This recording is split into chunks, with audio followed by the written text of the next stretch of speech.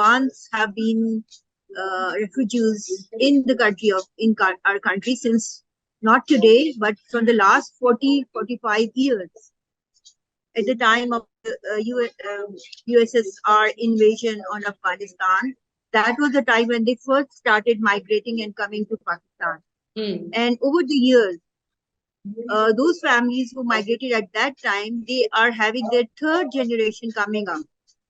So their sons and daughters, and then their grandsons and granddaughters were actually born in Pakistan. So anybody who's born in Pakistan is actually a Pakistani. Similarly, there was a second episode of migrations, which started after 2021 in August 15, when Taliban had their government and Americans were ousted and they went back to their country. At that time also, those who felt any danger to their life or to their careers, or those who were the singers, who were the actors and performers, mostly a human rights community, they migrated. And even now they are huge number, like 1.4 million, which have migrated altogether. So those are also actually in danger, and because of the so much overburden on the institutions who were registering them. So there were three registering bodies, UNHCR, SHARP, and another organization which was under SHARP. So three organizations were doing their registration. They could not do it overnight. So it's taking a lot of time. Anybody who is without any registration card, without any identity, that doesn't mean they don't want to get it. Rather, they are in a queue. They are in a queue to get the registration. Anybody who had this registration, Afghan citizenship card or card of the NARA, which means that they have been registered as a refugee since they came 40 years ago. So all those lawfully they are allowed. Nobody can expel them or forcefully make them go out of the country overnight. We have got all the laws on our side. Plus, this is a caretaker government. The caretaker government has a limited mandate. The only thing they have to worry about is to conduct elections in a fair and transparent manner. There's no other responsibility which is that they don't have any other responsibility to do, especially to take long-term measures, and especially those which deals with a lot of humanitarian crisis. They are simply not allowed to do that. And if they have taken that, they have been demolishing a lot of conventional laws and universal laws, international foreign acts of Pakistan. So they are actually violating a lot of local and international laws. So how come they are able to do that?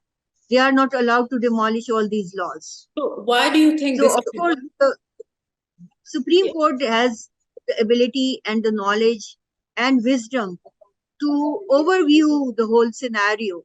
And we have got a very good, bench, which has Aisha Malik, which has Yahya Afridi.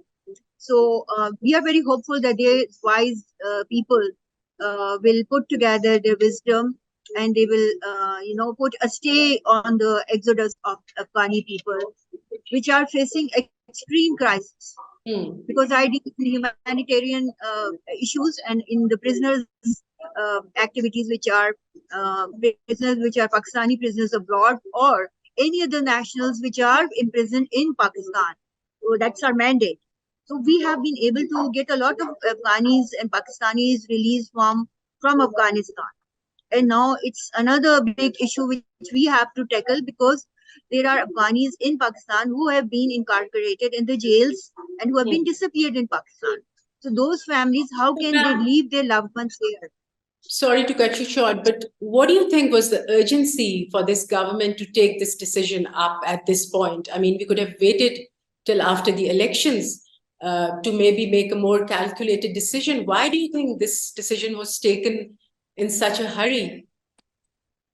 Yeah, that's like, we are also shocked that why it was given about not giving any details of the apex committee which announced this, and who were the members of those this apex committee which ordered this exodus of Afghani nationals. And plus we are kept in dark as to what are the motives of this apex committee, and why are they in a hurry that they gave only 1 month deadline. It's like beyond understanding, beyond any comprehension. It's like out of proportionate act of this caretaker government to make all the Afghans leave this country within a month. So you we think that they are trying to to make our attention towards things which are irrelevant, and actually they are creating trouble for Pakistan, because we want to have very good brotherly relations with our neighbors. But what is happening is, because of this decision, Afghanis have also resorted, and they have also given a couple of statements against Pakistan. So we did not wanted that kind of friction between our neighbors. You So think actually, not just that this step is against the national integrity of Pakistan, it's rather against the peace and solidarity of Pakistan. You think the move is meant to pressurize the Afghan Taliban to control the PTP? Because we know the caretaker government, he told journalists a few days ago that after non-cooperation from the Afghan government, Pakistan has decided to take matters in its own hands. And this move is, it shouldn't be unexpected or surprising, in his words. Do you think this is one of the reasons? And will the move help curb terrorist attacks and militancy in Pakistan? There was an IED blast in Peshawar in the morning today, which left 6 people, including 4 children, injured. So nothing seems to sort of deter such attacks.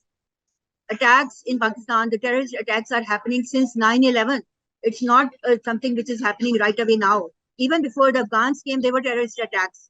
In the Ziaul Haq regime, there were terrorist attacks. There were in the Pervez Musharraf regime, there were terrorist attacks.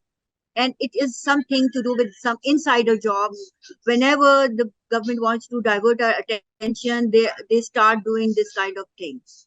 So we don't think that this is something external. We feel that this is something internal.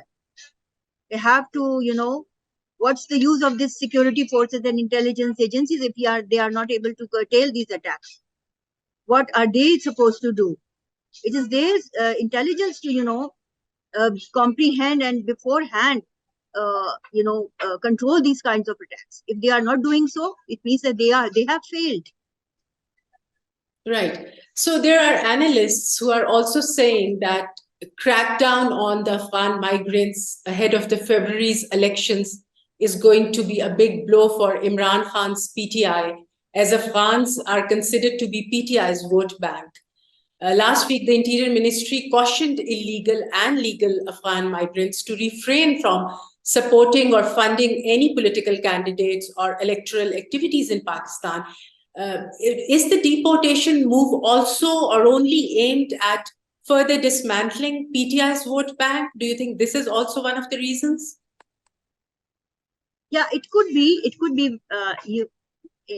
I'm also starting to believe that it can be one of the reasons, because this is true that a lot of Pashtuns and Pashtun exist on both sides of the Durand line.